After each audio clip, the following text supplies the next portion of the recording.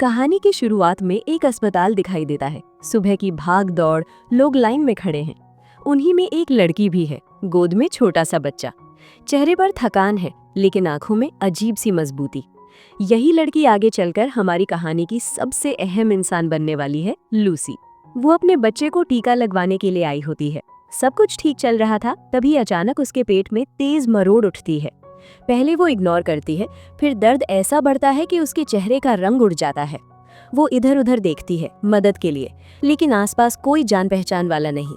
उसी वक्त वहां खड़ा होता है एक आदमी, सूट बूट में, सीधा खड़ा, चेहरे पर मुझसे दूर रहो वाला भाव। यही है लेवी, बड़ी कंपनी का सीईओ, दुनिया के हिसाब से चलता हुआ, लेकिन बच्चों की दुनिया से कोसों दूर। दर्द अब काबू से बाहर हो जाता है।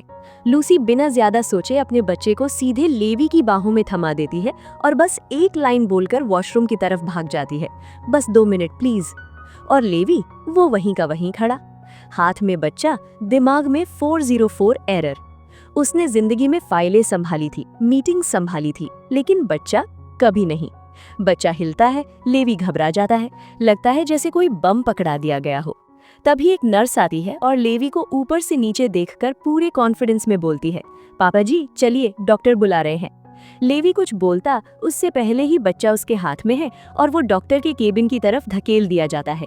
डॉक्टर इंजेक्शन निकालता है। अब सीन पलटता है। सीईओ लेवी, जो लाखों के नुकसान पर भी नहीं कांपता, इंजेक्शन देखकर पसीना पसीना। वो फट से बोल उठता है, धीरे, मतलब बहुत धीरे दीजिएगा। डॉक्टर पास आता है। लेवी फिर रोकता है, 1 सेकंड, दवा एक्सपायर्ड तो नहीं है?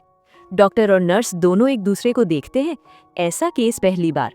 उसी वक्त लूसी वापस आ जाती है। डॉक्टर टीका लगाता है, बच्चा रोता भी नहीं।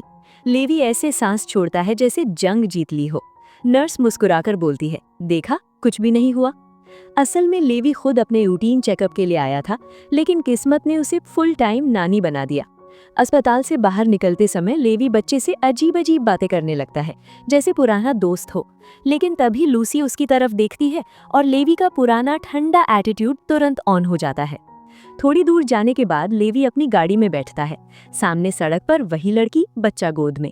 न जाने क्यों उसका दिल नहीं मानता। वो गाड़ी रोकता है और उन्हें लिफ्ट ऑफर करता है। गाड़ी चलती है। अचानक अंदर अजीब सी गंध फैल जाती है।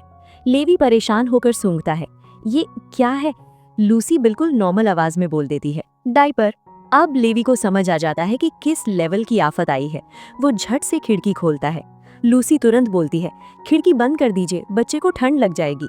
लेवी कुछ सेकंड सोचता है, फिर खिड़की बंद। अब गंध और त्याग दोनों साथ। किसी तरह वो उन्हें घर छोड़ देता है और मन ही मन कसम खाता है, भगवान दोबारा इनसे सामना मत कराना। लेकिन कहानी यहीं खत्म नहीं होती। थोड़ी देर बाद हमें पता चलता है कि लूसी एक विधवा है। एक हादसे में उसके पति की मौत हो चुकी है और वही बच्चा उसकी पूरी दुनिया है। और लेवी, जो विदेश से पढ़ाई करके लौटा है और अब अपने दादा का बिजनेस संभाल रहा है। एक दिन लेवी जिम जाता है। बॉडी बड़ी है, लेकिन दम जीरो। डंबल उठाते ही हालत खराब। तभी पीछे से एक आवाज आती है, गलत पकड़ रहे हैं। लूसी वहां पार्ट टाइम ट्रेनर की तरह काम कर रही होती है। वो सही तरीका बताती है। लेवी को लगता है उसका मजाक उड़ाया जा रहा है। ईगो हर्ट, वो कंप्लेंट कर देता है। नतीजा, लूसी की नौकरी चली जाती है। इसके बाद लूसी को गोल्फ क्लब में काम मिलता है। पहले ही दिन सफाई करते वक्त उसके हाथ से एक बॉल छूटती है और सीधा लेवी के पैर पर। लूसी डर के मारे भागती है। लेवी पकड़ लेता है और हाँ, ये जॉब भी गई। लेवी सोचता है अब चैन मिलेगा, लेकिन अगला ट्विस्ट तैयार था। लूसी को अब नौकरी मिली है लेवी की आंटी की सेक्रेटरी के रूप में, उसी घर में। पहली मुलाकात में दोनों असहज। शाम को साथ लौटते वक्त लूसी गाड़ी में सो जाती है। लेवी सीट बेल्ट खोलने झुकता है और अचानक उनके होठ छू जाते हैं। दोनों सन। लेवी हड़बड़ाकर बोलता है, मेरा वो मतलब नहीं था। लूसी शांत स्वर में कहती है, कोई बात नहीं।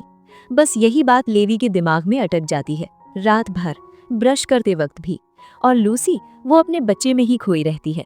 अगली सुबह लेवी देखता है लूसी उसकी गाड़ी साफ कर रही है। वो शर्म से नजर चुरा लेता है। ऑफिस में लिफ्ट का दरवाजा बंद होने ही वाला था कि लूसी दौड़ कर आती है और पैर से दरवाजा रोक देती है। लूसी अंदर आती है। लेवी उसे देखते ही ऐसे साइड में सरक जाता है जैसे लिफ्ट में नहीं किसी कोने में फंस गया हो। उसका ये बर्ताव देखकर लूसी तुरंत समझ जाती है, ये सब कल रात वाली उस अजीब सी घटना का असर है। वो बिना घुमाव फिराव के बोल देती है, देखो, मैं तो सब भूल चुकी हूँ, तुम भी भूल जाओ, इसे इतना सीरियस लेने की जरूरत नहीं है। लेवी तुरंत सफाई देता है, थोड़ी ज्यादा ही गंभीर आवाज में। मैं साफ कहना चाहता हूँ, उस दिन मेरा कोई गलत मतलब नहीं था। लूसी हल्की सी मुस्कान के साथ कंधे उचका देती है। ठीक है, मान लिया, वैसे भी तुम मेरे टाइप के नहीं हो। ये सुनते ही लेवी के चेहरे पर एक अजीब सी झिझक आ जाती है। दिल भारी सा हो जाता है बिना वजह। उसी पल कुछ और लोग लिफ्ट में आ जाते हैं और माहौल फिर से बिल्कुल नॉर्मल हो जाता है, जैसे कुछ हुआ ही ना हो। पूरा दिन ऑफिस में लेवी का ध्यान काम में लगता ही नहीं। वही बातें बार बार दिमाग में घूमती रहती हैं। इधर लूसी अपने बॉस के साथ किसी काम को लेकर बहस में फंस जाती है। आवाजें तेज हो जाती हैं। खबर मिलते ही लेवी वहां पहुंचता है। पहले तो वो बीच में पड़ना नहीं चाहता, लेकिन अपनी झगड़ालू बहन का ख्याल आते ही आगे बढ़ जाता है और मामला शांत करवाता है।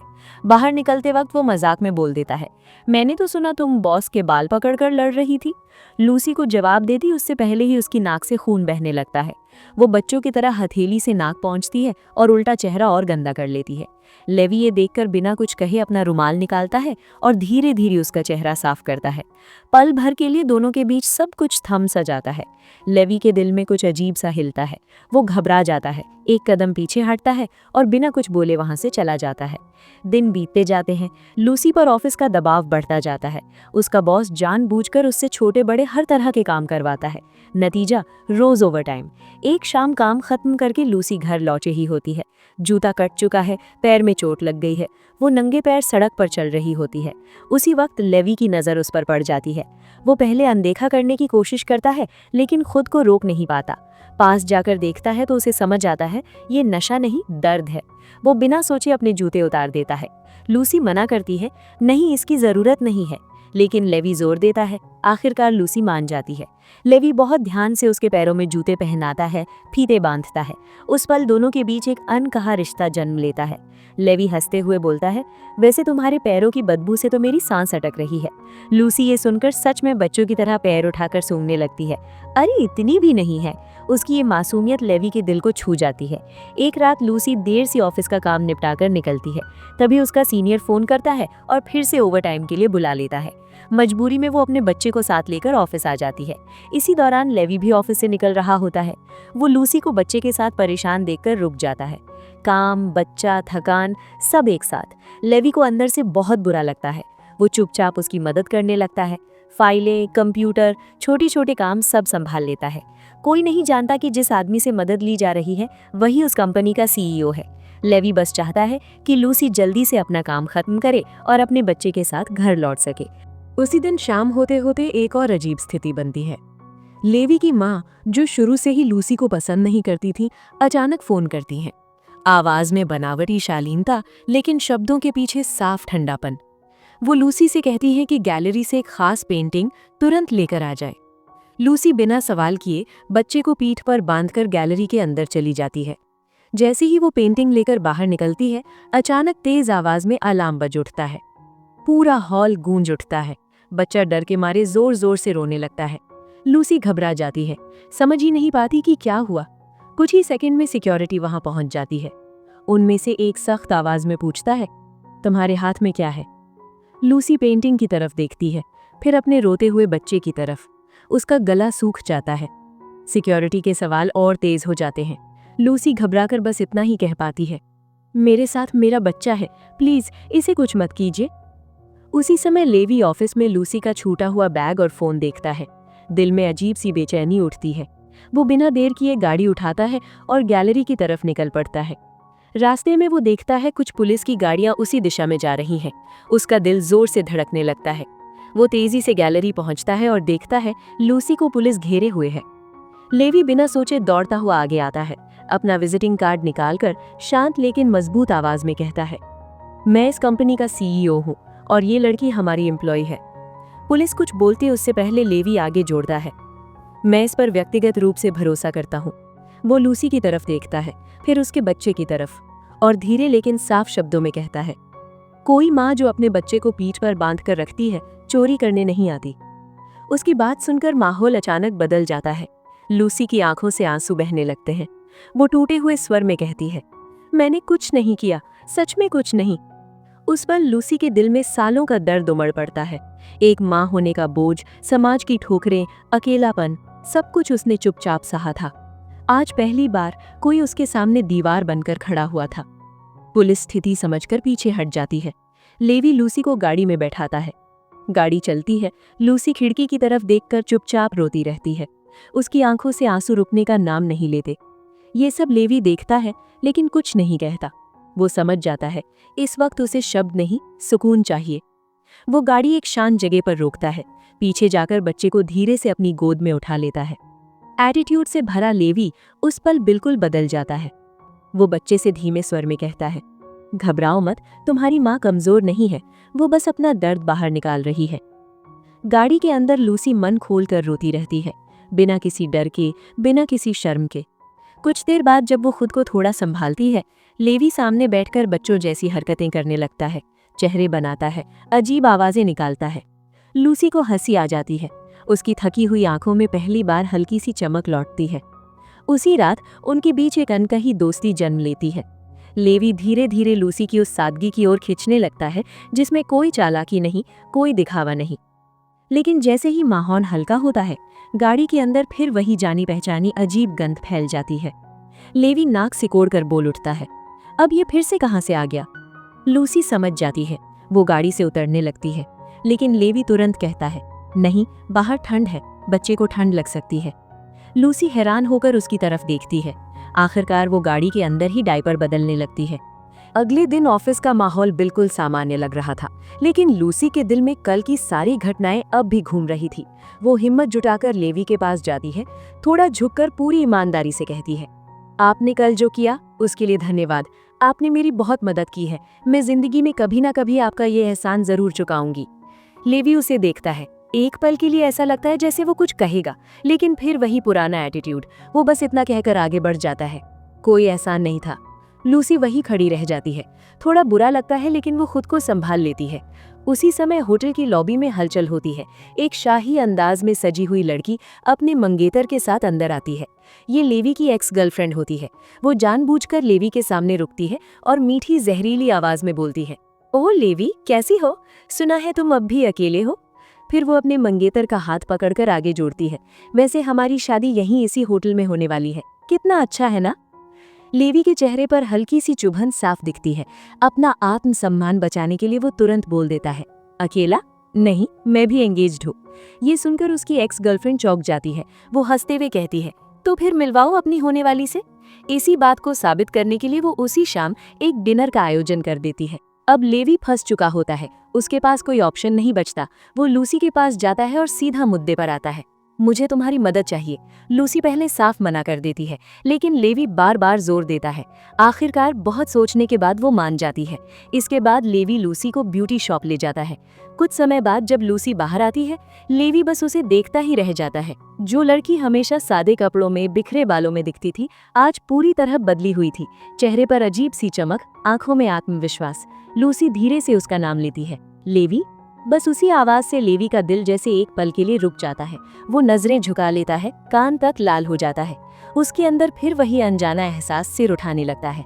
ताकि कहीं उनका नाटक पकड़ा न जाए, लेवी रास्ते में ही लूसी को सब समझा देता है। उनके सामने ज्यादा मासूम मत बनना, अगर कुछ समझ ना आए तो जवाब मुझे देने देना। वो एक खूबसूरत सी अंगूठी खरीदता है। अंगूठी लूसी की उंगली में बिल्कुल फिट बैठती है, जैसे उसी के लिए बनी हो। अब जरा यहाँ एक सेकंड रुकते हैं। अगर आपको अब तक कहानी मजेदार लग रही है तो चैनल को सब्सक्राइब कर दीजिए, क्योंकि आगे जो होने वाला है वो और भी ज्यादा दिलचस्प है। और हाँ, कमेंट में जरूर बताइए आपको लूसी और लेवी की जोड़ी कैसी लग रही है। अब वापस कहानी पर चलते हैं। लूसी लेवी का हाथ पकड़कर डिनर पर जाती है। ये देखकर लेवी की एक्स गर्लफ्रेंड को यकीन हो जाता है कि वो झूठ नहीं बोल रहा था, लेकिन दिल के अंदर जलन की आग जल उठती है। और जब उसका मंगेतर लूसी की तारीफ कर देता है तो वो आग और भड़क जाती है। वो मुस्कुराते हुए पूछती है, आप दोनों की पहली मुलाकात कैसे हुई थी? लूसी शर्माने का नाटक करती है और बात लेवी की तरफ बढ़ा देती है। लेवी पूरे कॉन्फिडेंस से कहता है, पहली ही मुलाकात में मुझे लूसी पसंद आ गई थी। मैंने उसे डेट पर चलने के लिए कहा और उसने हाँ कह दी। तुरंत एक्स गर्लफ्रेंड भी बोल पड़ती है, हमारी सगाई तुम्हारे साथ ब्रेकअप के सिर्फ 10 दिन बाद हुई थी और मेरा मंगेतर मेरा बहुत ख्याल रखता है। वो ये जताना चाहती थी कि लेवी अब उसके लिए कुछ भी नहीं है। उसी पल लूसी जानबूझकर अपनी अंगूठी उसकी नजरों के सामने ले आती है। अंगूठी चमकती है और उसके साथ साथ उस लड़की की जलन भी। अब वो सीधे लूसी पर हमला कर देती है। तुम लोग शादी नहीं कर पाओगे, लेवी का परिवार तुम्हें कभी स्वीकार नहीं करेगा। वो एक के बाद एक ताने मारने लगती है। लूसी शांत रहती है, लेकिन लेवी का गुस्सा अंदर ही अंदर बढ़ता जाता है। तभी लूसी कुछ ऐसा करती है जिसकी किसी को उम्मीद नहीं होती। वो मुस्कुराकर बोल देती है कि वो लेवी के बच्चे की माँ है। पूरा टेबल सन। लेवी भी हैरान। डिनर खत्म होने के बाद बाहर आकर लेवी थोड़ी नाराजगी में पूछता है, लूसी, तुम्हें ऐसा नहीं कहना चाहिए था। लूसी गंभीर होकर जवाब देती है, और कोई तरीका नहीं था उसे चुप कराने का। तभी लेवी समझ जाता है। वो लूसी की तरफ देखता है और लूसी उसके दिल में एक नई जगह बना लेती है। घर लौटकर लेवी उस अंगूठी को देखता है। उसे बार बार लूसी की याद आती है और वो अकेले अकेले बिना वजह हंसने लगता है। उसे खुद भी समझ नहीं आता कब, कैसे और क्यों लूसी उसकी सोच का हिस्सा बनती जा रही है। क्रिसमस के मौके पर लेवी अपने होटल में एक छोटा सा कार्यक्रम रखवाता है। लूसी को काम के नाम पर बुलाया जाता है। लूसी मन ही मन झुंझलाती है। छुट्टी के दिन भी चैन नहीं।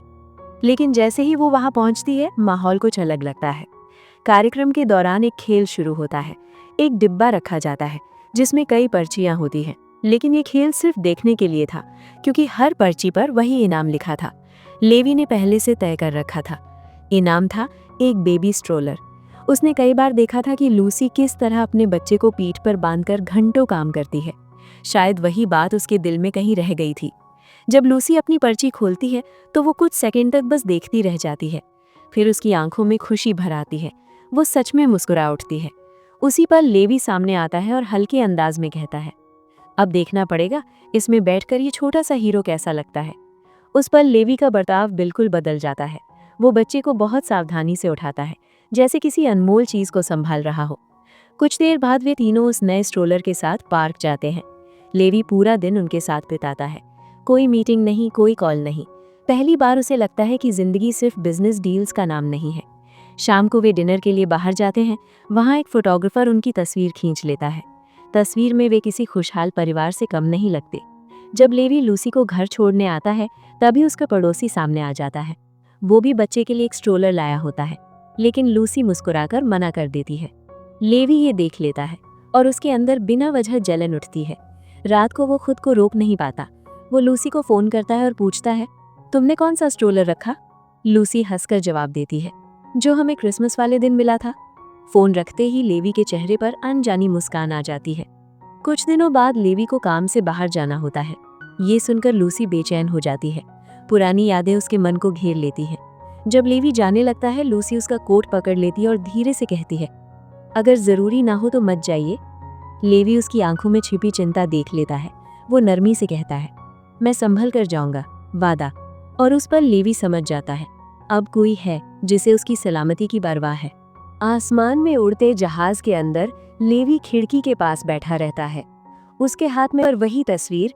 लेवी हल्की मुस्कान के साथ सोचता है, उस एक दिन में उसने जिंदगी का सुकून देख लिया था। लेकिन उसी वक्त जमीन पर लूसी की जिंदगी में तूफान आने वाला था। लेवी की माँ को किसी तरह ये खबर मिल जाती है कि लेवी अब लूसी को सिर्फ एक एम्प्लॉय की तरह नहीं देखता, और यही बात उसे नागवार गुजरती है। वो बिना समय गंवाए चाल चलती है। मैनेजर को निर्देश देती है कि लूसी से एक कीमती पेंटिंग डिलीवर करवाई जाए। लूसी बिना शक किए पेंटिंग लेकर निकल पड़ती है। रास्ते में अचानक एक कार उसके सामने आकर रुकती है। कार से उतरता आदमी बहुत नम्र बनकर माफी मांगता है। ध्यान भटकाने के लिए मुआवजे की बात करता है। लूसी अभी कुछ समझती, तभी पीछे से एक बाइक तेजी से आती है और एक पल में पेंटिंग लेकर गायब हो जाती है।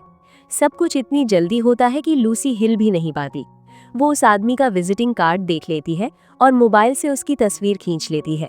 जब वो डिलीवरी पॉइंट पर पहुंचती है, तब जाकर सच्चाई समझ आती है। पेंटिंग अब उसके पास नहीं है। कुछ ही देर में मैनेजर को खबर मिल जाती है।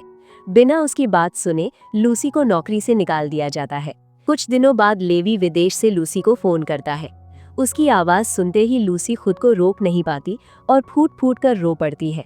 लेवी घबरा जाता है, बार बार पूछता है क्या हुआ, लेकिन लूसी सिर्फ यही कहती है, कुछ नहीं, बस तुम्हारी आवाज़ सुनकर मन भर आया।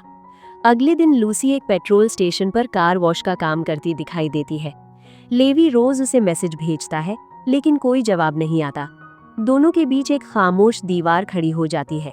जब लेवी अपना काम पूरा कर वापस लौटता है, तो वो सबसे पहले लूसी के बारे में पूछता है। मैनेजर उसे बताता है कि लूसी अब कंपनी में नहीं है। तभी लेवी को यकीन हो जाता है, इसके पीछे उसकी माँ ही है। वो हर संभव तरीके से लूसी को ढूंढता है। आखिरकार पड़ोसी से उसे पता चलता है कि लूसी अब कहाँ काम कर रही है। वो दूर से उसे देखता है। उसे सुरक्षित देखकर उसका दिल थोड़ा शांत हो जाता है। लेवी चाहता है कि लूसी वापस कंपनी में आए, लेकिन लूसी साफ कह देती है, तुम्हारी कंपनी के अलावा भी दुनिया है और मैं कोई चोर नहीं हूँ। ये शब्द लेवी को अंदर तक चोट पहुंचाते हैं। वो उसकी नाराजगी समझता है और बिना जोर दिए लौट जाता है। एक दिन वो फिर उस स्टेशन पर जाता है।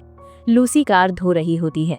अचानक हाई प्रेशर वाटर गन उसके हाथ से काबू से बाहर हो जाती है। पानी चारों तरफ फैलने लगता है। लेवी खुद को रोक नहीं पाता। वो दौड़कर उसे संभाल लेता है। उसी पल वो अपने दिल की बात छुपा नहीं पाता।